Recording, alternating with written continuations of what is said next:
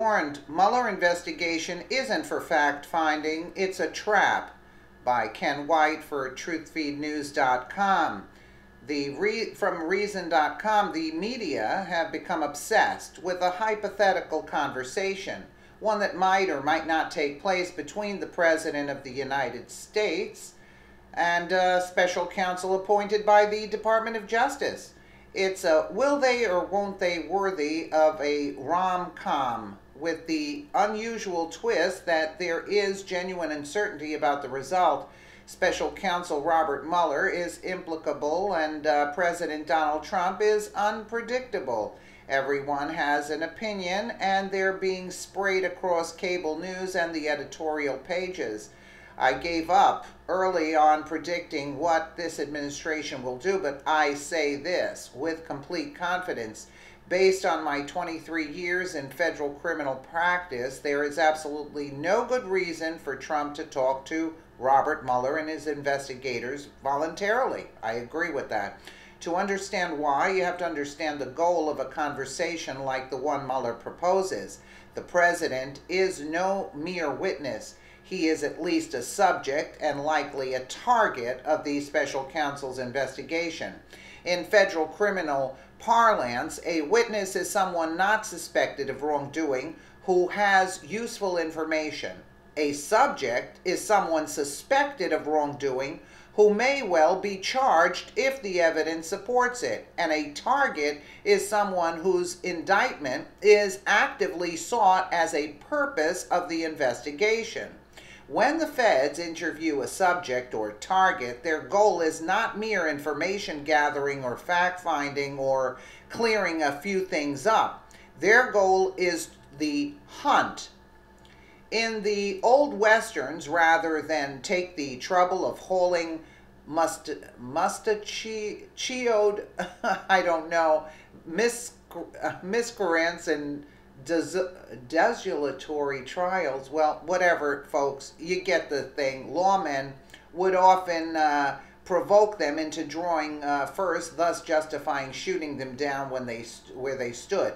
A modern federal interview of a subject or target is like that. One purpose, arguably the primary purpose, is to provoke the foolish interviewee into lying, thus committing a new, fresh federal crime that is easily prosecuted, rendering the original investigation irrelevant. Title 18 United States Code Section 1001, which makes it a felony to lie to the feds, is their shiny, quick draw sidearm. This result, not an exception, it is the rule. It happens again and again. So in other words, what they're saying is if they catch him on something else, they're going to have a whole new investigation to investigate him on. Right. Consider George Papadopoulos. The special counsel secured his guilty plea for not for improper contact with the Russians, but for lying about that contact to the FBI. Consider Michael Flynn. He too pled guilty not to unlawful contact with Russians, but to lying to the FBI about that contact. Consider Scooter Libby or Martha Stewart or Dennis Hastert or James Cartwright, all taken down by the feds not for their alleged original misconduct, but for lying about it. Even when catching someone in a lie isn't enough to force them to plead guilty, it can add charges to a case, you see? So in other words, like they want to catch Trump in something to reopen another kind of case against him. Consider Paul Manafort and Richard Gates, charged not just with substantive crimes, but with lying to the FBI about them. The feds love this tactic because it's so effective with sophisticated, affluent, powerful people. Such people can afford teams of lawyers, yes, but being sophisticated, affluent, and powerful often means being arrogant and overconfident too. Masters of the universe believe they can talk their way out of anything, just as they have talked their way to their lofty status. This is the pride that goeth before the fall, and it reflects a fundamental misunderstanding of what's happening in one of these interviews. When special counsels or FBI agents ask questions of one of these powerful people, they are not fact-finding. They've already done their homework. They've already gathered facts, almost certainly many more facts than the interviewee knows. They are asking questions, the answers to which they can already prove, hoping that the interviewee will tell a proverbial lie and thus commit a crime, or at least lock themselves into a feckless story that ties their hands later. The law that makes it a crime to lie to federal investigators does not require the lie to fool the investigators for a nanosecond. A lie must be material to be criminal, but that only means that the lie is the kind of statement that could conceivably influence the government, not one that actually did. The FBI can roll up with irrefutable proof of something, ask the target a question hoping for a lie, collect the lie they wanted, and reap a felony conviction. You see, it's a setup, in other words. Some people say, well, there's an easy solution, just tell the truth. Casual acquaintance with President Trump suggests that's not an easy solution to him. I'm not saying that he constantly lies consciously and deliberately, but he certainly says untrue things constantly and gratuitously, in the way that characters on Deadwood swear. Okay, I didn't get that too much. There's little reason to think he can learn to change for an interview, particularly one with a nemesis who infuriates him. Anyway, even an honest, circumspect person faces grave peril in such an interview. FBI agents and prosecutors are adept at putting interviewees ill at ease. The pressure is immense, human memory is fallible, and the interrogators are not disposed to view misremembered statements as accidents. You don't know the significance of everything they are asking you, and most people simply cannot sustain the sort of focus necessary to respond to complicated questions precisely and accurately for a sustained period of time. Just tell the truth, quote, applied to a complicated interview assumes that the witness is extraordinarily disciplined and that the questioners have an open mind and will act fairly and in good faith. Those assumptions are not warranted. Just as there are abyssal downsides for a target or subject to submit to a government interview, there are very rarely upsides. If you are the subject or target of a federal investigation, you're not going to talk them out of it. They have the receipts already. Nothing you say in and of itself will end the investigation. You cannot just clear a few things up. You cannot impress them with your honesty. If they decide they don't have a case, they will decide this based on other evidence, other witnesses, documents, and so forth, and not on your denials. Moreover, there's nothing you can say in an interview that your attorney can't convey to investigators informally. If some key fact will exonerate you, your attorneys can tell them without exposing you to charges. Trump's case, of course, is somewhat different.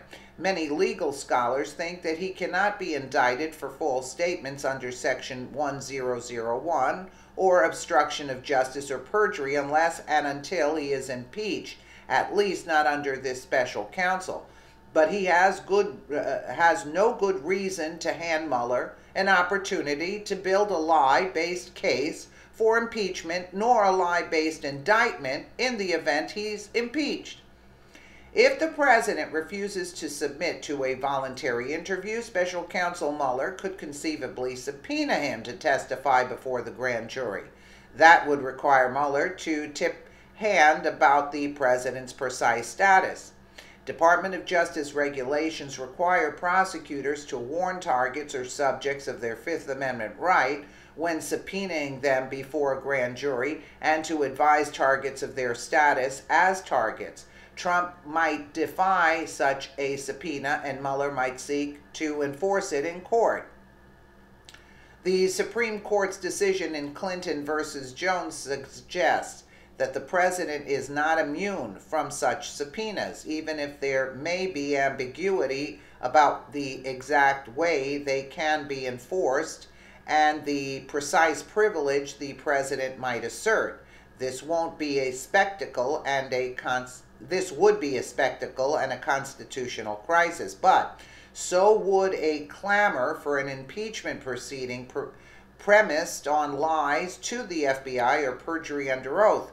Submitting voluntarily to an interview with the special counsel does not prevent the spectacle or crisis. It merely hastens it and changes its nature from a struggle over presidential privilege and immunity to a struggle over the consequences of lying.